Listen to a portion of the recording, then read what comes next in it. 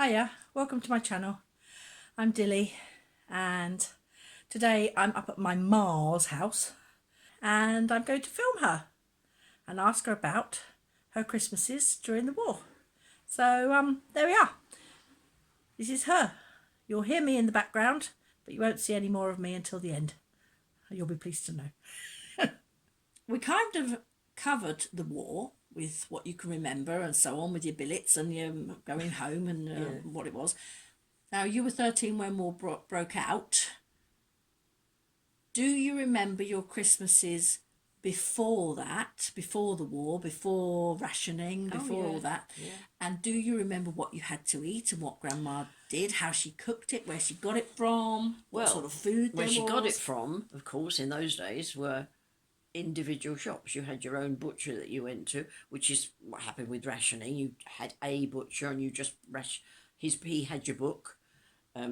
You went to buy your butter and eggs from a home and colonial dairy or one of those dairies. They would have your ration book there. You went to get your flour and tea and that sort of thing from a grocer, and they had a ration book there that, they had all the different... But that was during the war, obviously. That was during the war. But similarly, before the war, you would have got your shopping exactly from a butcher, from a baker, from a greengrocer. From the candlestick maker. Yeah, well, that was the shopping. And of course, ladies went out most days because you didn't have fridges or anything like that. So you went out shopping to buy what you needed, or send the children as we did. I can remember going to the home and colonial and a pound of best salt butter, I used to ask, and then they'd cut it off. They had a great big square block of butter on the counter, and they'd come and do it with big pat things and wrap it up, and you'd go off with your pound of best salt butter. Well, I can remember you sending me to the corner shop for the Saturday morning lunch, which was always sausage and mash, because it was Dad's favourite. And baked beans. And baked beans, yes. And I can remember going in one time, and obviously, because I always got everything fracked a bunt, asking for 8 pounds of sausages and a pound of potatoes. And he said, "Are you sure?" And I said, because obviously I went in every Saturday for the same thing. And I said, yes. And he said, "Are you sure you mean 8 pounds of sausages and a pound of potatoes?" And it wasn't until he said it back to me that I realised what I'd said. You asked for the... I'd asked for the wrong thing. Yeah. And okay then. So yeah, I was sent to the shop when I was younger. Yeah. So before the war then, so what would you have had for... Well, our Christmas dinner would have been chicken again, but probably a joint of some pork, because that was always my favourite. That's what we're having this year. Yes, so we are. And we'd obviously, have Christmas pudding. Mum would have made several in October. It's when you started doing your Christmas puddings, and we'd always have a stir and used to put threepenny bits in. Silver threepenny bits used to go in for in the Christmas pudding. How many did you put in? I don't know. I think Mum put in enough so that we all got one. Oh right, you didn't just have one, and whoever got the Christmas, the silver threepenny bit was the... She would have probably put four the in winner for the 4 children, because there were only 4 children then. Mary was born after the war started. Yes, we would have had that, because Mary reminded me, she of course didn't know anything but the war. Her first 5 years were all the war. And I remember she told me once that she'd asked Don what was a banana, and he told her, "Oh, it's yellow and it's like the moon." She didn't know that he meant the crescent moon, and when she first was shown a banana, she said, "But a banana is like the moon." She thought it was, round. So she didn't understand that it was crescent shaped. Crescent shape, no. But so she wasn't there, so there were 4 children, so she would have been in probably 4 threepenny bits. But we all helped stir it. That was all part of the Christmas, helping make the Christmas puds and everything. Changing slightly then, so when they were silver threepenny bits and they became multi-sided, like goldy coloured threepenny bits. Put 6pence in. Yeah, but what I'm trying to do is when did that threepenny bit come about? Because the threepenny bit that I swallowed when I was 4, which I might add my mother still has. I thought you got it. Oh, I I gave know, it to so you. you gave it to It's me. as black as Nougat's knocker. And for translation of folk, that's Newgate's knocker. As in Newgate Prison. Yeah. So, when did it become the yellow? I don't remember, multi-sided threepenny bit It's, from the silver. That's silver easily thread? looked up on a computer. Oh, I okay. just don't remember now when that was. Right. So she would have been four threepenny bits in, Yeah, probably. and you would have had all veg and. Oh gosh, yes, yeah, but not to the extent these days, because you didn't see all the different vegetables. They weren't, there were cabbage that you grew in I your suppose it would have garden, been and seasonal. carrots, and very seasonal. And of course, it was Brussels sprouts at Christmas, Parsnips. and there were no peas, of course, No. because the peas was in the summer, and no runner beans or any, except that people like Nana. My mum didn't do it, but your dad's mum did. Because they had the allotment, they grew runner beans, and used to grow a lot, of course, and they salted them down to store them, so that always at Christmas they had runner beans. But we didn't. We just had what was available. So when you say salted them down, did they do it in salt water? Was it like No, a brine? I think they or was it layered just, salt. like you do with fish and meat and things. I like that. suppose so. It's I just mean, I loads of never salt did. and put it on. I and never then did more it, salt on top. Nana used to. I remember Okay. every year she used to do that. Yeah. But I say my mum did a lot of bottling, but of course not stuff that she grew herself. She would buy. Yeah, buy, or I suppose sometimes perhaps people gave her it. I don't know, but she would do a lot. Because we had bottled jars. you didn't have alternatives for storage then, did you? Unless you had cold storage and had a cold cellar. Yeah, You, no, as you say, you didn't have a fridge or anything. No, nothing like that. No, I didn't have a fridge till you were born. Ooh, Yes, we're not saying how many years ago that was. So it was a long time ago, but in the scheme of things, it was quite recent. recent. Yes. Yes, didn't have that. What else about Christmas? Oh, yeah, we had Christmas crackers, of course, and a Christmas tree, which all stood in the bay window in the front room. And obviously, it wasn't fake trees in those days. They were always real trees, weren't they? I suppose they were. Yes, you'd have to go out and buy it and bring it home. That's right. Put it in the front.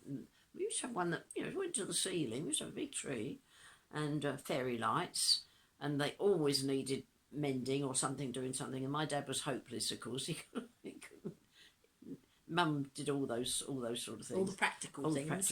Yeah. Dad couldn't do it. I remember him doing lights one year after I knew Dad, and that was when your dad said to my dad, "Well, watch what you're doing with that screwdriver, Dad."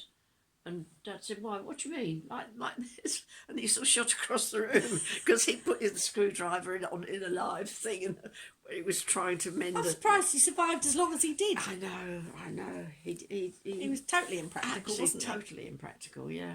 But a brilliant mind. Yeah, yes, very, very, very clever man. And Grandma was, she wasn't thick by any means, but she wasn't academically very clever, but she was so practical. Absolutely. Could turn her hand to anything. Good job she was. Yeah. Yeah, she could do anything. Yeah. But no, we had a Christmas tree with, and always her special thing was this lucky dip that we had on Boxing Day. It was sort of the tradition. Christmas Day was your presents and your sack. We all had sacks. Opened your presents in the morning like children do today, and we had my auntie and uncle and 2 children came, and we had the big square oak table in the dining room. How we all got around, I've got photos of later years, but of course you didn't take pictures in those days. But we all sat round cramped, with a sort of bench seats, and we'd all be like all up close. All these people round the table, and they stayed overnight. Where we put them, I don't know. Well, like we did when we were children and used to do big Christmases like that. We'd be top to toe, in all the beds, and on the floor. That's right, on the floor. Yeah, that's right, we did. And Mum had it used to be about 100 little presents on the tree, all sorts of silly things, a toilet roll or a box of matches and some nice things. And we used to always laugh because everything was numbered, they were all wrapped and numbered. Mum used to do all that. Yeah, but you did all that. I remember that. Yeah, when I did that because you followed on the tradition. It was a family tradition, but Yes. Mum had done it, and it was new to her because she'd never had anything like that as a child. No, well, she didn't even have any food when she was a child. And we used to have lucky dip, and you'd sit there with your 5 or 6 numbers, and the youngest child would be with Mum and handing out the presents with the number 32, and you'd get whatever it was. And there were always lots of cigarettes or mannequins on the thing. Mannequins were a form of cigar. A tiny, small cigar that Grandad smoked. And we'd all open all our things, and you'd look and see what you'd got, and you'd look and see what Dad had got. Oh, yes. So you'd take your pack of cigarettes over. Dad, can I swap it for this necklace? And you'd swap that. And Dad would end up with his armchair covered with cigarettes, and we'd have had all the notebooks and pens and everything that he'd got. So it all worked out fine. Yeah, it all worked out. Every year, exactly the same. And then we all did a little song or dance or poem. Grandma used to say, I wandered lonely as a cloud. Grandad always recited the Private of the Buffs. And we children would be expected to sing or, do something. And of course we had a piano, and I was learning, but I wasn't good enough to play anything. But Dad played, but a bit like Uncle Alan, played by ear, with a special way he did it. It was sort of like one hand after the other, so each chord sort of were like two. I can see him doing it now. But we'd sing carols and that sort of thing. And I remember later on, after the war, when I don't think you were born, but Dad and I think it was probably when I first met Dad. Mary talks about it to this day, how we Dad had his guitar with him, and we were singing the one at Scarlet Ribbons. And Dad was playing Scarlet Ribbons, and I was singing it. And Mum came in and put some more logs on the fire, which started to spat, crack, pop, bang, bang, bang, bang, bang, bang. And I was singing Scarlet Ribbons, and Dad said, "Don't shoot the singer, or don't shoot the pianist. He's doing his best." That's right, because that was the saying. But it sounded as though I was being shot while I was singing Scarlet Ribbons. Yeah, oh dear. That became one of my favourite songs. Yeah, I love it too. Yes, we did have smashing Christmases when we were children. Yeah, well, I must admit, I had smashing Christmases when I was a children as well. Well, it's nice to look back. But do they to you all tend to merge into one? You couldn't. There were certain ones that I remember from being when I was a little girl. Certain incidents when I was, because sometimes some Christmases there were so many of us that all the big people would be at the big table and the children would be at a separate table. And I remember one year I was sat on a stool, obviously considered old enough to be able to deal with that. We were at Windsor, so I was over 5. Yeah. And I'd forgotten I was sitting on a stool and thought it was the back on the chair, and I went backwards over the back of the chair.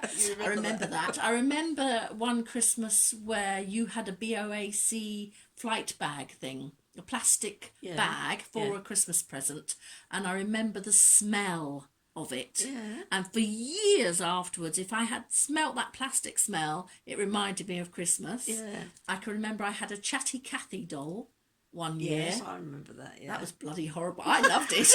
I loved it at the time, but looking back now, it was a horrible thing. Yes, I remember having the puppy and having the kitten, and what they were like around the Christmas tree. Yes, I do remember lots of incidents. I remember all the cousins staying, and all us having sing-alongs, and sleeping top to toe in the beds and on the floors and everything, and whisper, whisper, whisper, and giggle, giggle, giggle, and oh, it's time for you to go to sleep, said Dad. Yeah.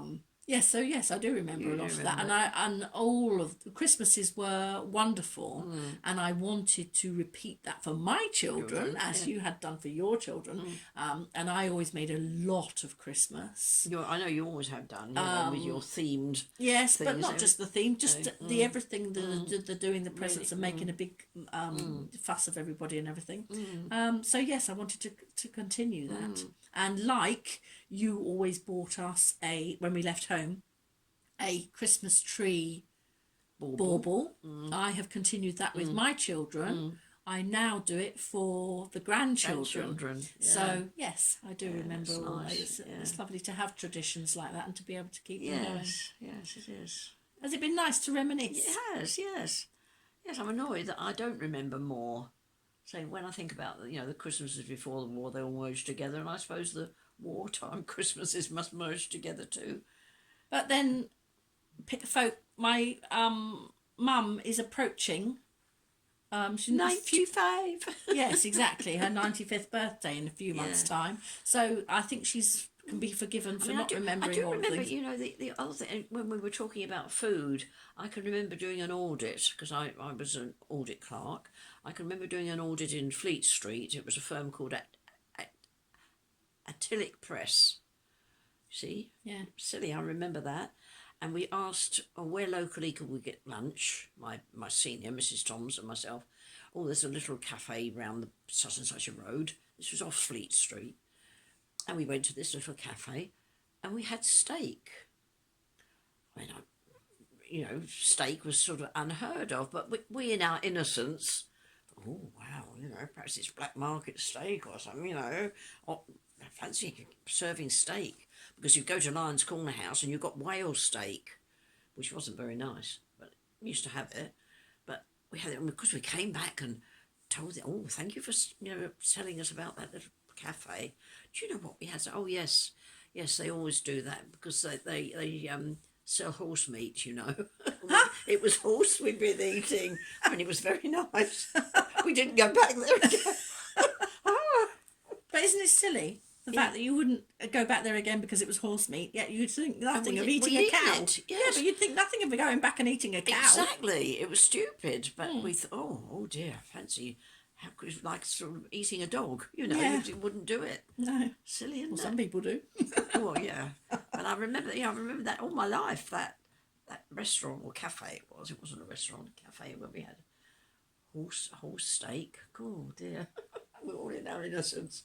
We just thought, because of course there was a lot of black market stuff. I mean, I do remember doing another audit in Limehouse, and that was a company called W. Brown and Company, and they did, I don't know what you call it, but all the lorries, they did all the sign writing and the painting and the, personalised lorries, like bespoke lorries or something. Big company. I can remember walking through Limehouse, to this office, factory and so on, and going past little tiny cottages, bombed to smithereens. So as you walked along, you just walked by little windows and could look in, and you could still see the tattered curtains on the floor, and perhaps a broken armchair and a cupboard and that sort of thing. But you just sort of glance in as you went by. All the people gone, of course. They'd all been either dead or moved on to other places. But the whole area was like that. Walk past that. And I remember that the girl who brought the coffee around in the morning said, somebody's just been in and brought in lots of blouses in sort of a rayon-y type synthetic sort of material, and they're only so much and no coupons.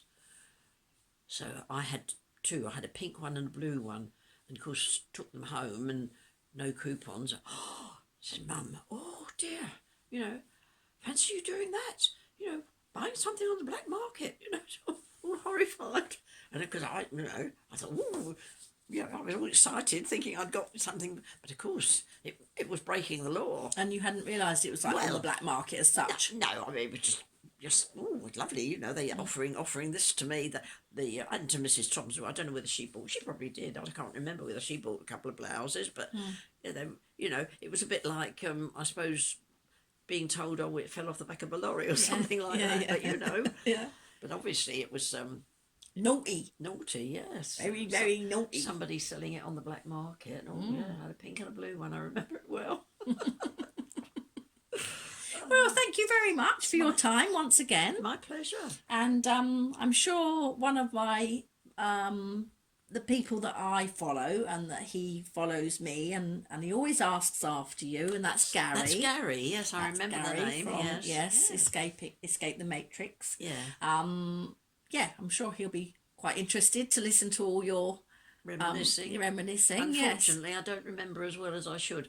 Don's the one who remembers so much more than me. Yeah, was involved in a lot more. Perhaps we can do another talk another day with about Don and his what adventures in the war. Yeah. He did have quite a few. Yes, even at such a young age. Right, so thank you for that. My pleasure. So there we have it. Mum's time during the war. She said she's sorry she doesn't remember as much as she wanted to remember. Surprised that she remembers as much as she does. And just her reminiscing about her Christmases during that time. And a little bit of my reminiscing about my Christmases as well. So, hope you enjoyed that. Thank you for joining me. And, Happy Christmas. well, when she stops rustling on the bag and I can finish the filming. So, thank you for joining me. And until next time, take care.